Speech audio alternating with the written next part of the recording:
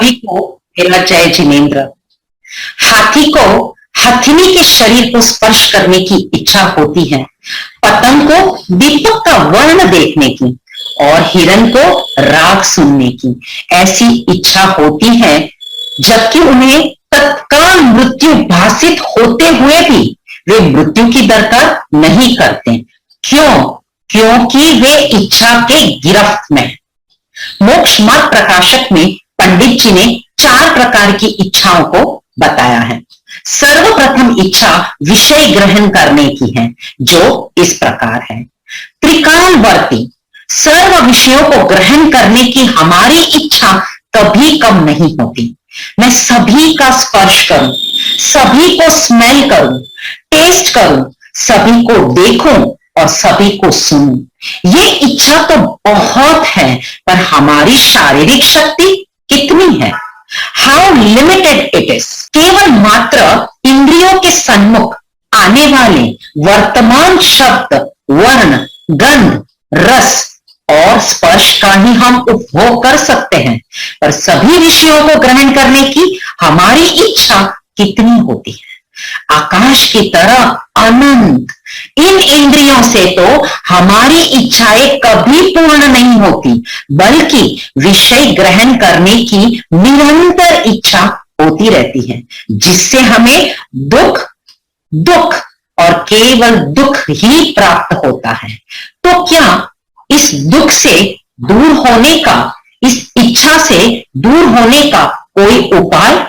सम्यक ज्ञान से सभी इच्छाओं का फुल स्टॉप होता है और मैं परिपूर्ण ज्ञान स्वरूपी हूं, ऐसी स्वभाव दृष्टि और स्थिरता करके हम समस्त लोक के ज्ञाता जरूर बन सकते हैं और इच्छाओं के पार जा सकते हैं। Last but not least, I thank respected Shuddhatma ji ma'am, respected Swanubhuti ji ma'am, and respected Priyadarshana ma'am. I thank each and every member of this Paramagam team to make this online course such a beautiful, wonderful journey. I thank everybody from the inner core of my heart to make my life journey a spiritual inner journey. Thank you. जय जिनेन्द्र। जय जिनेन्द्र। मोक्ष मार्ग प्रकाशक के तीसरे अधिकार में आचार्य कल्प पंडित टोडरमल जी ने दुख का सामान्य कारण इच्छा को बताया है। इस जीव की इच्छाएं अनंत है और इन इच्छाओं की पूर्ति के लिए वह निरंतर आकुल व्याकुल रहता है और यह आकुलता तब तक बनी रहती है जब तक इनकी इच्छाओं की पूर्ति नहीं होती है। यही आकुलता इसके दुख का भी कारण है। ऐसी इच्छाओं पंडित जी ने 4 प्रकार का बताया है, जिसमें दूसरी प्रकार की इच्छा है कषाय भावों के अनुसार कार्य करने की। यह कषाय भाव जीव को चारित्र मोह कर्म के उदय के कारण होती है। वह क्रोध, मान, माया, लोभ भाव रूप प्रवृत्ति करते हैं। आजकल सोशल मीडिया कषाय पोषण का एक बहुत बड़ा जरिया बन गया है। अपने इष्ट पदार्थों की पूर्ति के लिए और अनिष्ट पदार्थों को दूर करने के लिए सोशल मीडिया का इस्तेमाल करते हैं। जब मान कषाय का उदय होता है, तब अपने आप को ऊंचा दिखाकर दूसरों को नीचा दिखाने की कोशिश करते हैं। माया के उदय में दूसरों को ठगने की कोशिश करते हैं, जिसमें अपना फायदा और दूसरों का नुकसान कराते हैं। जैसे दान देते समय अपनी और ग्रहण करने वाले दोनों की फोटो खींचकर फेसबुक में अपलोड करके अपने आप को ऊंचा साबित करने की कोशिश करते हैं। मोबाइल का डिस्प्ले टूट जाने पर डुप्लीकेट डिस्प्ले डालकर उसको ओरिजिनल कह के बेच देते हैं। कभी कभी तो हमारी इच्छाओं की पूर्ति हो जाती है, बट हर वक्त नहीं होती है। जैसे मैं किसी का नुकसान करना चाहूँ और सामने वाले का पाप का उदय हो, तब तो उसका नुकसान हो सकता है। अगर सामने वाले का पुण्य का उदय हो तो उसका नुकसान नहीं हो सकता है। इसलिए हमारी इच्छाओं की पूर्ति हर समय संभव नहीं है। इच्छा तो दुख का ही कारण है। जैन धर्म कहता है कि जीव तो इच्छा करने में स्वतंत्र है, परंतु इच्छाओं की पूर्ति होना या न होना, सामने वाले का नुकसान होना या अपना फायदा होना, ये भवितव्यता के अधीन है। इसलिए हमें तत्व की सच्ची श्रद्धा करना जरूरी है, तभी हम कषाय भावों के ऊपर नियंत्रण पा सकते हैं और कषाय शून्यता को प्राप्त करके सच्चे सुख प्राप्त कर सकते हैं।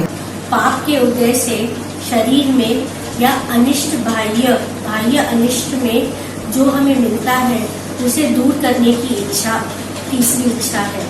और जब तक वह अनिष्ट दूर नहीं होता है, हम व्याकुलता में जीते हैं।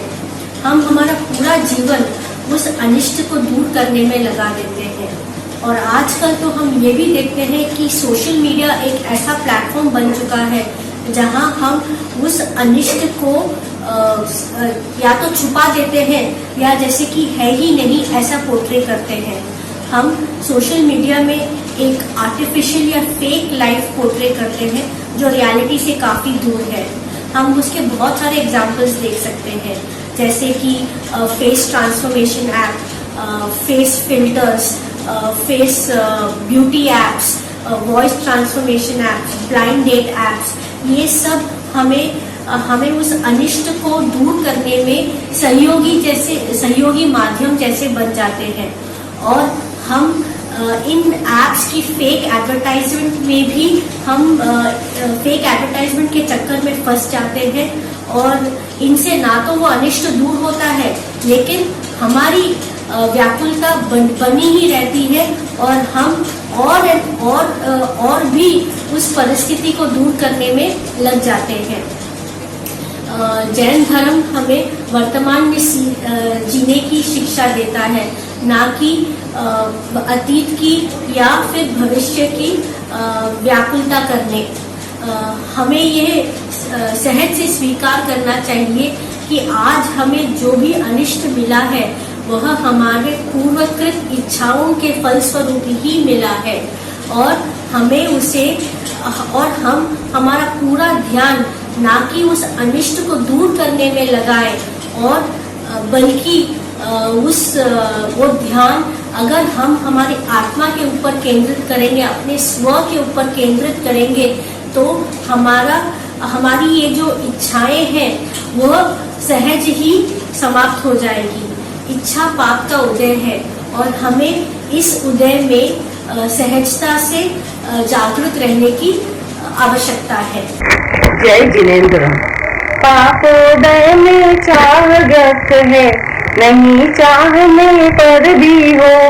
पुण्योदय में चाह व्यक्त है, सहज बने मन वांछित हो। पंडित प्रवसी टोडर मल द्वारा बताई गई 4 इच्छाओं में अंतिम इच्छा है पुण्योदय में होने वाली इच्छा। इच्छा करना तो जीव के बस में है, पर इच्छाओं का पूरा होना पुण्य के अधीन है। पुण्योदय में भी पूरी होने वाली इच्छा हमें सामग्री तो दिला सकती है पर शांति नहीं। जैसे कि पैसे से पलंग खाना तो खरीदा जा सकता है पर नींद भूख नहीं खरीदी जा सकती। पुण्य के उदय में भी इच्छा दुख रूप है पर जीव इसे दुख रूप नहीं मानता।